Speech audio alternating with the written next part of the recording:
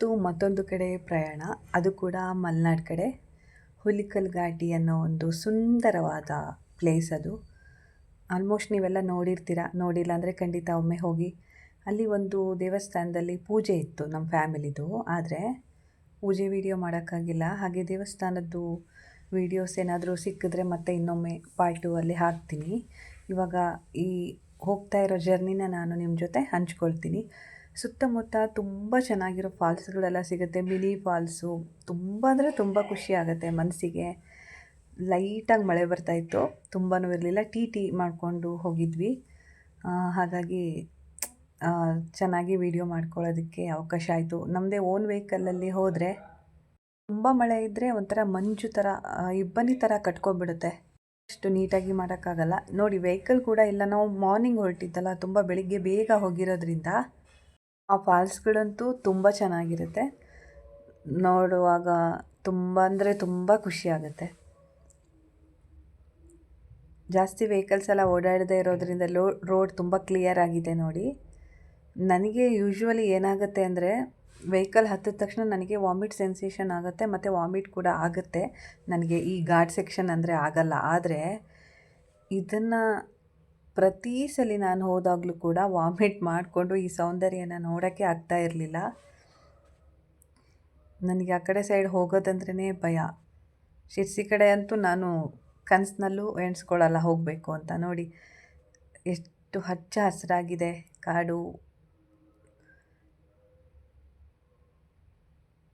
ಅಲ್ಲಲ್ಲೇ ಏನೇ ಆದ್ರೂ ಫ್ಯಾಮಿಲಿ ಒಟ್ಟಿಗೆ ಟುಗೆದರಲ್ಲಿ ಎಲ್ಲಿಗಾದರೂ ಟ್ರಾವೆಲ್ ಮಾಡೋದಂದರೆ ತುಂಬಾ ಚೆನ್ನಾಗಿರುತ್ತೆ ಅದು. ನೋಡಿ, ಇವಾಗ ಸ್ವಲ್ಪ ಮಳೆ ಸ್ಟಾರ್ಟ್ ಆಯಿತು. ಟಿ ಡ್ರೈವರ್ ಅಣ್ಣ ತುಂಬ ಸ್ಲೋವಾಗಿ ಓಡಿಸಿರೋದ್ರಿಂದ ನಮಗೆ ವಿಡಿಯೋನ ನೀಟಾಗಿ ಮಾಡ್ಕೊಳ್ಳೋದಕ್ಕೆ ಆಯಿತು. ನೀವೊಮ್ಮೆ ಖಂಡಿತ ಹೋಗ್ಬೋದು, ಜಾಸ್ತಿ ದೂರ ಏನೂ ಇಲ್ಲ ಅದು.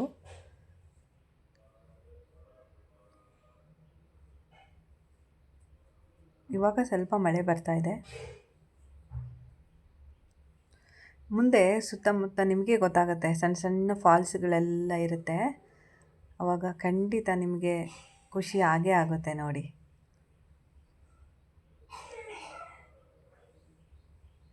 ಮಕ್ಕಳಿಗೆಲ್ಲ ತುಂಬ, ಈಗ ಸ್ವಲ್ಪ ಅಲ್ಲಿ ವೆಹಿಕಲ್ಸ್ ಎಲ್ಲ ಕಾಣಿಸುತ್ತೆ ನೋಡಿ.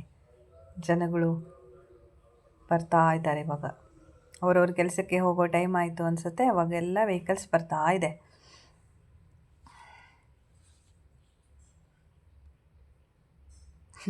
ಕ್ಯಾಮ್ರಾಮ್ಯಾನ್ ಅವರು ರೋಡ್ ಹೆಂಗೆ ಕ್ರಾಸ್ ಇದೆ ಹಂಗೆ ತೆಗೆದಿದ್ದಾರೆ.